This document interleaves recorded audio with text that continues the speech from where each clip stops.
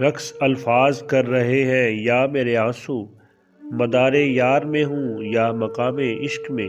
وہ شخص اس کے آنسوؤں کا سبب بنتا جا رہا تھا۔ وہ مرے مرے قدموں سے گیٹ سے باہر نکل آئی تھی۔ اسے اب اندازہ ہو رہا تھا کہ پرائیویٹ اداروں میں ملازمت کرنا اتنا بھی آسان نہیں تھا۔ وہاں جانے سے پہلے انسان کو اپنی عزت نفس خود ہی ختم کر دینی چاہیے۔ آر جے آج پھر نہیں آیا تھا اور اسے یقین تھا اتنی آسانی سے وہ اسے معاف نہیں کرنے والا تھا۔ جانے کیوں اسے محسوس ہو رہا تھا کہ اس نے بہت بڑی غلطی کر دی ہے، یہ ملازمت کر کے یا پھر روحان جبیل کے سلسلے میں حشام جبیل سے مل کر۔ جو پرنسپل نے اس سے کہا وہ غلط نہیں تھا، وہ واقعی اس کی غلطی تھی، لیکن وہ کیا کرتی؟ وہ روحان جبیل اس کے گلے کی ہڈی بن گیا تھا۔ کلاس میں نہیں آتا تو سکون ہوتا تھا اور جب آ جاتا تھا تو دماغ خراب کر دیتا تھا۔ اس نے ہاتھ کے اشارے سے رکشہ روکا اور پھر چادر کو اچھے طریقے سے لپیٹتے ہوئے وہ اندر بیٹھ گئی تھی۔ اسے مضبوط بننا تھا، لیکن کیا سچ میں روحان جبیل کے ہوتے ہوئے وہ وہاں رہ سکتی تھی؟ یہ وہ خود بھی نہیں جانتی تھی۔ دیکھو، تم آج کے بعد مس ام حانم کو تنگ نہیں کرو گے، ایئرپورٹ کے باہر کھڑے حشام نے روحان سے کہا۔ اگر کیا تو؟ وہ گاڑی کی چابی کو انگلی پر گھماتے ہوئے بولا تھا۔ چوئنگم چباتے وہ ہمیشہ کی طرح بے نیاز نظر آ رہا تھا۔ دیکھو آر جے، یہ اچھی بات نہیں ہے۔ دیکھو شامو کاکا، تم جاتے وقت اپنا موڈ خراب مت کرو، یہ میری زندگی ہے اور اس حانم کو میں خود دیکھ لوں گا۔ وہ حشام کی بات کاٹ چکا تھا، چہرے پر بیزاری سی پھیلی تھی۔ شرم کرو یار، وہ ٹیچر ہے تمہاری۔ اور حشام کی بات پر اس کا قہقہا بلند ہوا تھا۔ ویسے نا، بڑا دلچسپ معاملہ ہے۔ ایک تو وہ ہے مجھ سے چھوٹی اور اوپر سے اسے آتا کچھ نہیں۔ اسے ذلیل کرنے کا مزہ الگ ہے۔ وہ اپنی تمام تر خباثت کے ساتھ ایک آنکھ دباتے ہوئے کہہ رہا تھا۔ ایئرپورٹ پر لوگوں کا ہجوم تھا، لوگ آ جا رہے تھے۔ حشام کا جانے کو دل نہیں کر رہا تھا اس بار۔ جانے کیا چیز اسے روک رہی تھی؟ وہ کچھ بھی کر لیتا، مگر آر جے کو کبھی نہیں سمجھا سکتا تھا۔ کیا تم ہمیشہ ایسے ہی رہو گے؟ عجیب سے لہجے میں سوال کیا گیا تھا۔ کیسا شامو کاکا؟ روحان ہنسا۔ اتنے بیزار، اتنے گمراہ، اتنے… آر جے کبھی نہیں بدلنے والا۔ مجھے برومائڈز بن کر جینے میں کوئی دلچسپی نہیں ہے۔ یہ دنیا ختم بھی ہو جائے، آر جے کو تم ایسا ہی پاؤ گے، وہ پر اعتماد لہجے میں کہہ رہا تھا۔ آنکھوں میں عجیب سی چمک تھی۔ اوکے، اپنا خیال رکھنا، حشام نے اسے گلے لگاتے ہوئے کہا۔ اوکے شامو کاکا، اب اتنے جذباتی ہونے کی ضرورت نہیں ہے۔ مجھے سب پتہ ہے وہاں جا کر تمہیں کچھ یاد نہیں رہتا، وہ شرارت سے کہہ رہا تھا۔ بکواس بند کرو، حشام نے اسے ڈپٹا، اور پھر وہ ہزاروں دعائیں آر جے کے نام کر کے جا چکا تھا۔ وہ جانتا تھا آر جے کبھی محسوس نہیں ہونے دے گا کہ وہ بھی اسے یاد کرتا ہے، اس لیے اس نے پوچھنا کہنا ضروری نہیں سمجھا تھا۔ نیند نہ آنے کی وجہ سے وہ بیزار سا انٹرنیٹ پر ٹائم گزارنے کی کوشش کر رہا تھا، جب اچانک وہ چونکا۔ اس کی شخصیت سے متعلق خصوصیات، اس کی پسند کی چیزیں اس کے سامنے آ رہی تھی، حالانکہ اس نے ایک بار بھی اپنی شخصیت سے متعلق کوئی چیز سرچ نہیں کی تھی۔ لیپ ٹاپ پر حرکت کرتی انگلیاں رکی تھی، پل کے ہزاروں حصوں میں چیزوں کو سکین کرنے والی آنکھوں کی پتلیاں سکڑی ہونٹوں کو بھینچ کر اس نے ایک بار پھر اپنے سامنے اسکرین کو اوپر نیچے کیا۔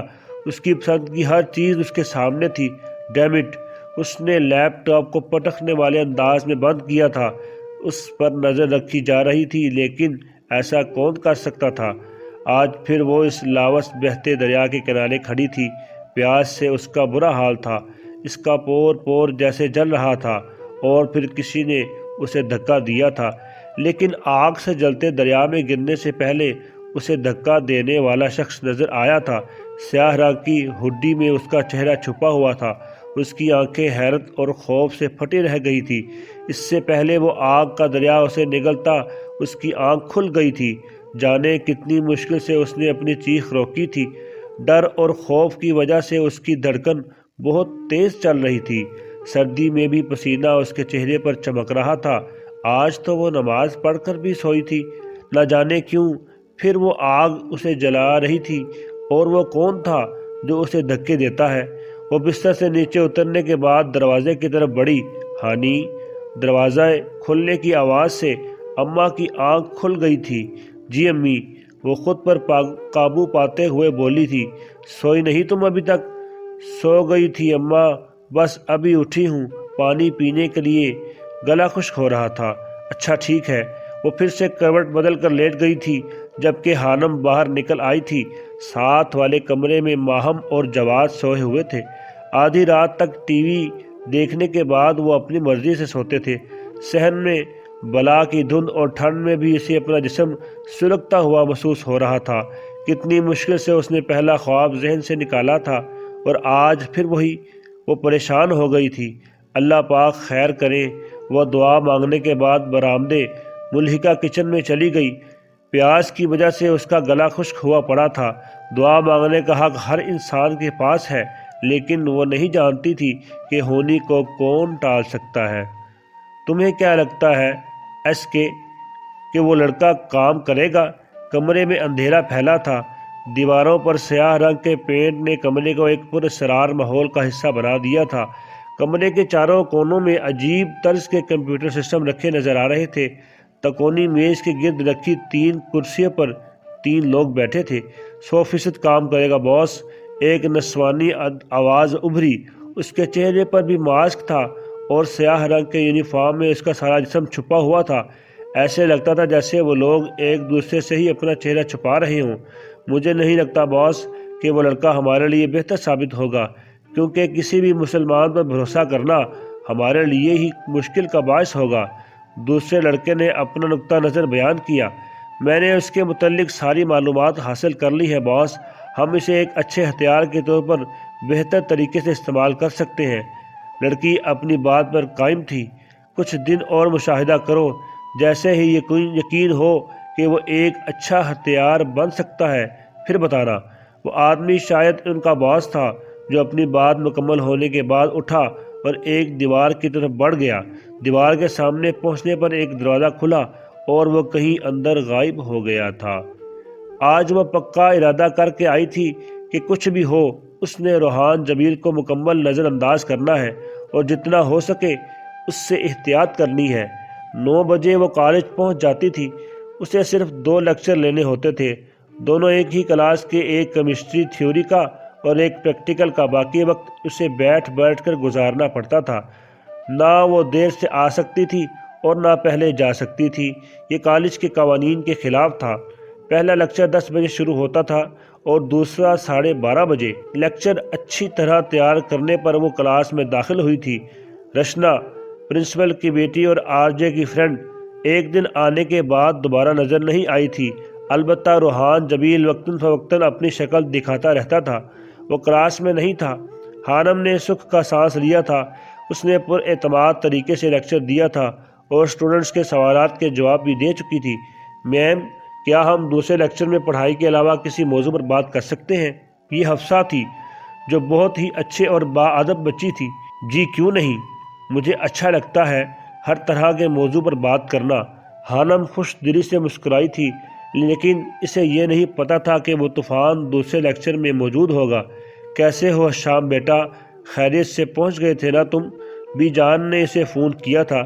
جی بی جان، اللہ کا شکر خیریت سے پہنچ گیا تھا۔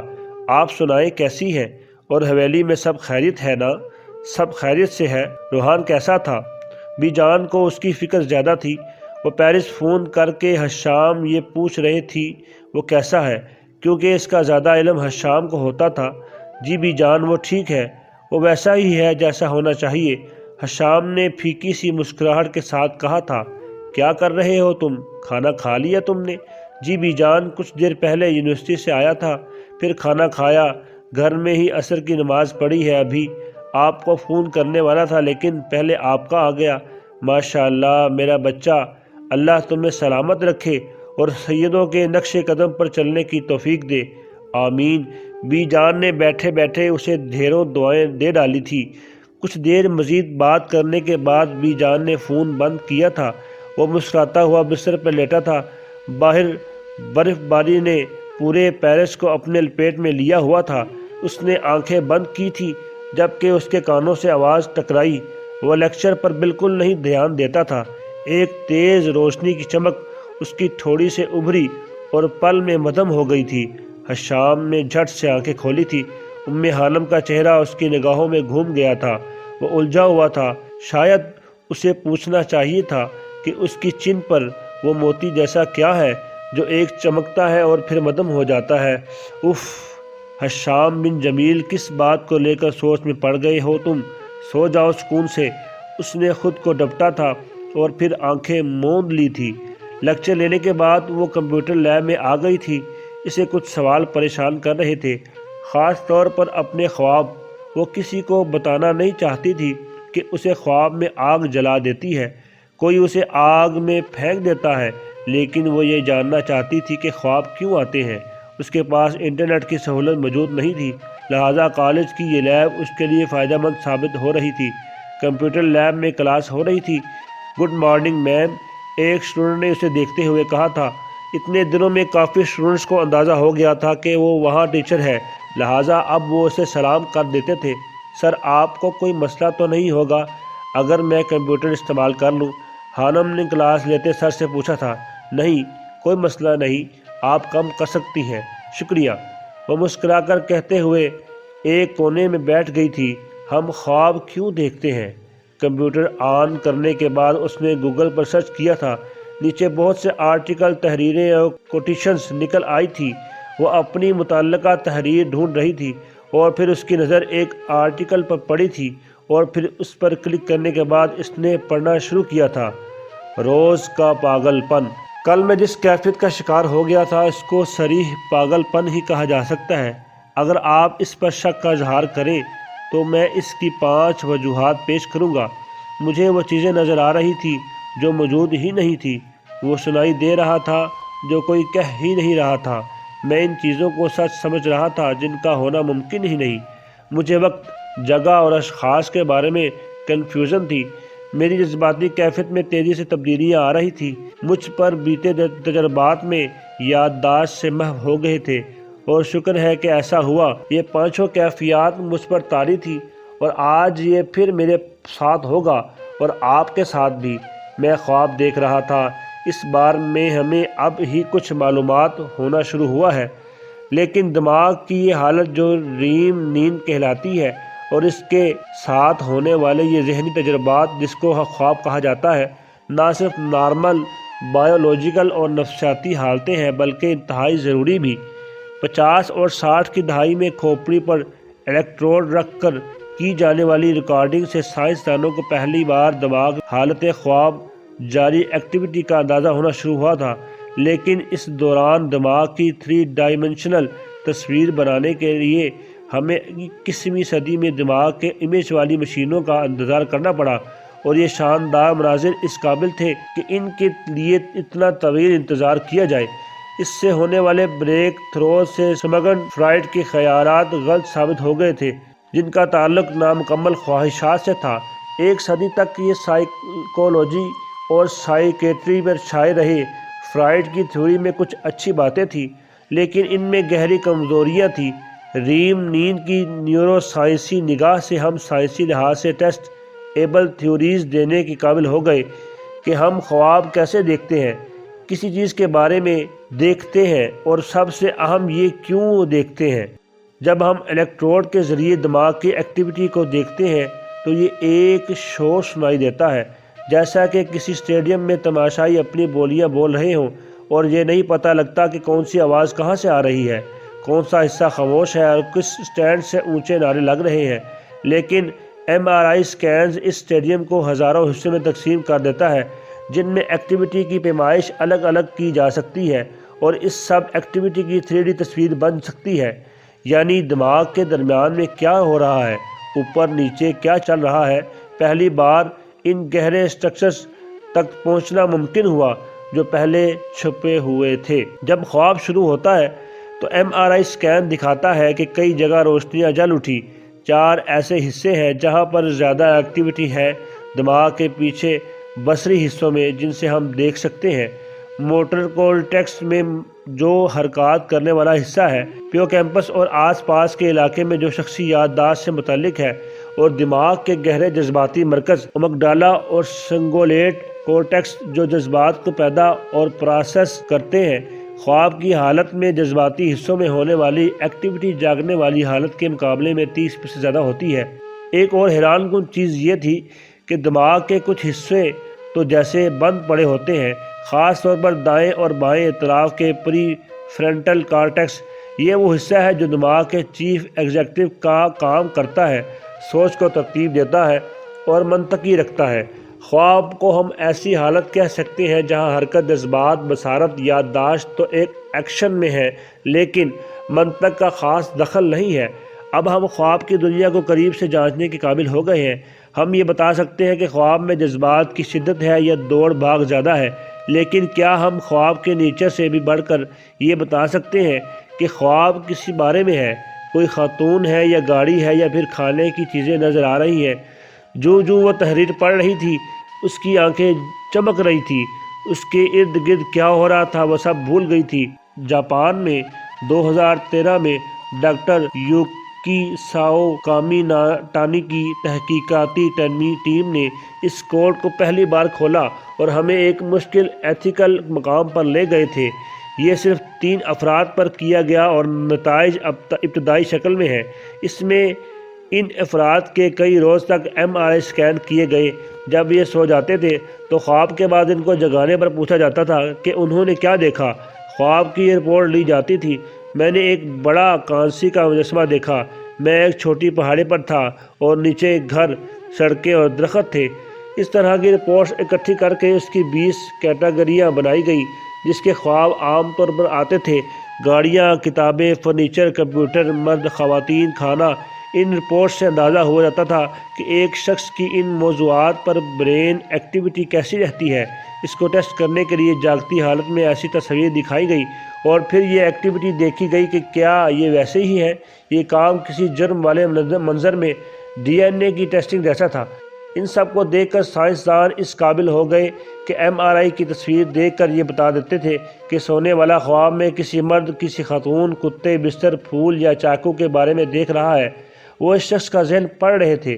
یہ پرفیکٹ تو نہیں، لیکن کامیابی کا تناسب اچھا رہا، اور اس سے یہ نہیں پتہ لگ سکتا تھا کہ کون سی والی خاتون خواب میں ہے، لیکن یہ پتہ لگ سکتا تھا کہ خواب میں کمپیوٹر گیم نے کھیلی جا رہی ہے۔ اسے خواب ڈی کوڈ کرنے کا پہلا قدم کہا جا سکتا ہے۔ اس نالج سے کئی دماغی امراض میں مدد مل سکتی ہے، خاص طور پر ٹراما کی صورت میں آنے والے ڈراؤنے خوابوں میں۔ اس میں کوئی شک نہیں کہ یہ ایک تنگ کرنے والا علاقہ ہے۔ اپنے خواب ایک بڑی ہی پرائیویٹ چیز رہی ہے۔ ہمارا اپنا انتخاب رہا ہے، ہم کس خواب کو شیئر کریں کس کو نہیں۔ اس تجربے میں لوگوں نے اپنی رضامندی دی تھی، لیکن کیا یہ کبھی سائنس سے بڑھ کر فلسفے اور ایتھکس کے علاقے میں پہنچ جائے گا؟ کیا ہم مستقبل قریب میں خواب کو اچھی طرح ڈیکوڈ کر سکیں گے؟ ایسے عمل کو جس پر ماں سوائے ایک بہت چھوٹی اقلیت کے ہمیں خود کوئی اختیار نہیں۔ اور جب یہ ہو جائے گا تو کیا خواب دیکھنے والے کو اس کے خواب کا ذمہ دار ٹھہرایا جا سکتا ہے؟ کیا اس طریقے سے اس کی شخصیت کے بارے میں قیاس آرائی کرنا لگانا ٹھیک ہوگا؟ کیونکہ یہ تو ایک ایسا عمل ہے جس کا شعوری طور پر آرکیٹیکٹ وہ خود نہیں، اور اگر وہ نہیں تو پھر کون؟ یہ کچھ مشکل سوالات ہیں جن کا سامنا ہمیں کرنا پڑ سکتا ہے۔ 15 منٹ بعد ہر لفظ سمجھ کر پڑھنے پر اسے کچھ کلیئر ہوا تھا، لیکن بہت سے سوالات ابھی بھی ذہن میں گردش کر رہے تھے۔ آج وہ کلاس میں موجود تھا۔ ہانم اسے دیکھ کر ایک پل کے لیے ڈر گئی تھی۔ وہ سیاہ رنگ کی ہوڈی پہنے ہوا تھا جو اس کے آدھے چہرے کو چھپا کر رکھتی تھی۔ جس شخص نے خواب میں اسے دھکا دیا تھا وہ بھی ایسے ہی ڈریس میں ملبوس تھا۔ ہانم نے خشک ہونٹوں پر زبان پھیرتے ہوئے خود کو نارمل کیا تھا اور اسے حیرت ہو رہی تھی کہ مقررہ وقت پر وہ کیسے آ گیا، لیکن اس کی نظریں ابھی بھی کھڑکی سے باہر تھیں۔ ہانم نے شکر ادا کیا تھا۔ وہ اسے مکمل طور پر نظر انداز کر رہی تھی۔ میم، کیا میں آپ سے کچھ پوچھ سکتا ہوں؟ ایک اسٹوڈنٹ نے سوال کیا تھا۔ جی بالکل۔ وہ پڑھانے کے ساتھ ساتھ کبھی کچھ دلچسپ موضوعات پر ان سے بات کر لیتی تھی۔ میم، مجھے خواب کیوں آتے ہیں؟ اس کے سوال پر ہانم چونکی۔ وہ خود بھی اسی سوال کا جواب ڈھونڈ رہی تھی۔ کیونکہ ہم سوتے ہیں بدھو۔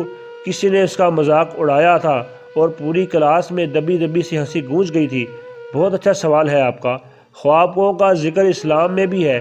حضرت محمد صلی اللہ علیہ وسلم نے فرمایا تھا کہ ہمیں اپنے خوابوں پر دھیان دینا چاہیے کہ وہ اللہ تعالیٰ کی طرف سے ہمارے لیے پیغام ہوتے ہیں، لیکن کبھی کبھی شیطان ہمیں بہکا دیتا ہے۔